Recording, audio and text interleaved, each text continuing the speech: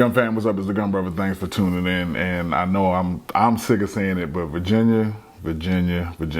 Just a couple of updates on 217, HB217, and then SB749, which are two different documents. But some of the language has changed as of Friday, and just wanted to share that with you. So let's check it out.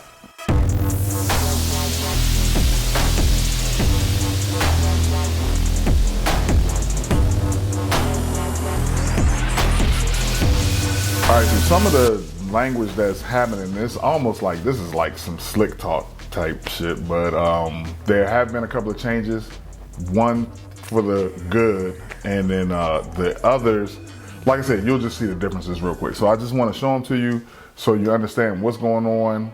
Obviously, we want to fight both of them. One of them is probably going to get through, but check this out real quick. So first, let's kick off with Senate Bill 749 or SB 749. And if we go to the language that is in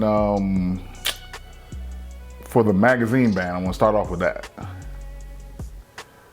So in 749, the magazine ban, and actually this is both documents, the word possess has been removed. So if you look at it, what's that, 182309.1B, any person who imports, sells, barters, transfers, or purchases a large capacity ammunition feeding device is guilty of a class 1 misdemeanor. So that's in the state, and so that has been taken out. Possession has been taken out. And then if I skip over here to 217 and scroll down, which like I said, this is a separate document, it has been removed here too. Any person who imports, sells, barters, transfers, or purchases a large capacity ammunition feeding device is guilty of a class 1 misdemeanor. So that changes our strategy as far as if one of these were to go through. Now, yes, stock up on those 30 round mags or standard capacity magazines as we know them, and you'll be able to keep them. So that's a big change. That makes a big difference, but obviously we would prefer no change at all. Now, the other thing is there's some slick talk about the definition of a assault rifle for both of these. And I want to show you the difference because it actually makes a huge difference in what would be banned.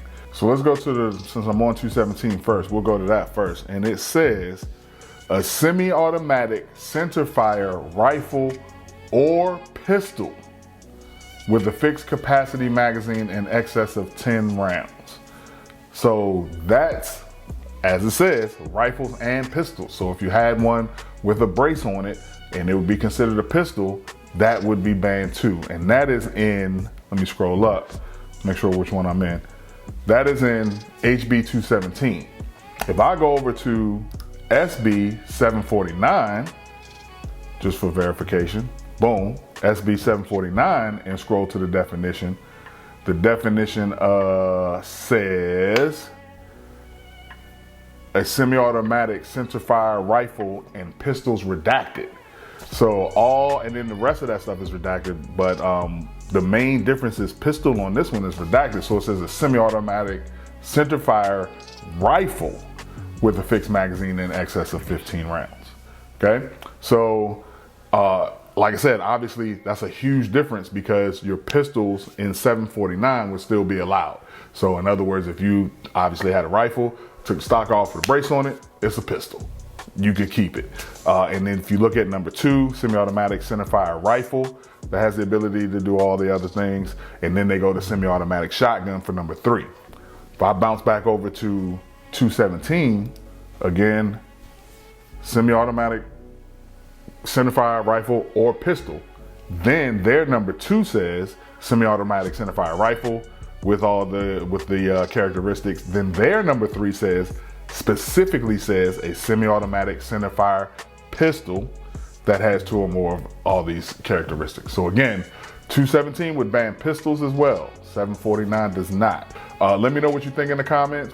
If you have anything to say, or if I'm missing anything, please, or misinterpreting anything, please put it in the comments. Let me know. I always make corrections and things like that.